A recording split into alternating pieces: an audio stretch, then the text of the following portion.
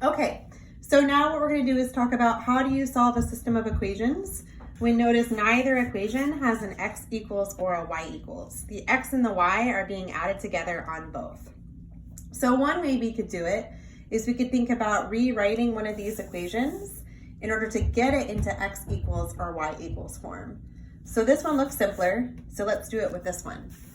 X plus y equals 14. I know from our previous unit that I can subtract the same thing from both sides, and that's the subtraction property of equality.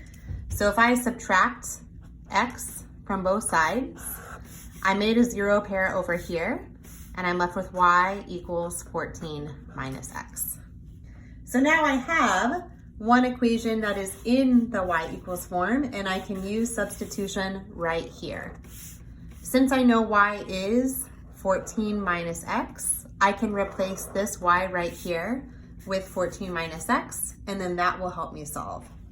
So let's try it. 2x plus 3 times 14 minus x equals 32.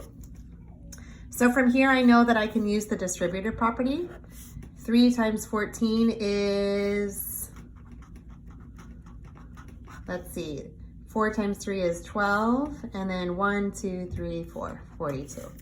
So 2x plus 42 minus 3x equals 32. And then I know right here I have my x's, so I can combine those. 2 x's take away 3 x's will leave me with a negative x plus 42 equals 32. So from here, I can just stop and think about my structure, right? What number plus 42 would get me to 32? This could be a 10, because I know that negative 10 plus 42 would get me to 32. But we could also use what we learned about our algebra. So I'm going to subtract the 42 from both sides to make a zero pair. So now I have negative x equals negative 10, and I want to be left with a positive x. So if I divide by a negative 1, I have x equals positive 10. We're not done. All systems of equations require us to also find the y value, so I can take this x of 10 and replace it right up here to figure out what my y value is. So if we know that x is 10, 10 plus what will get us to 14?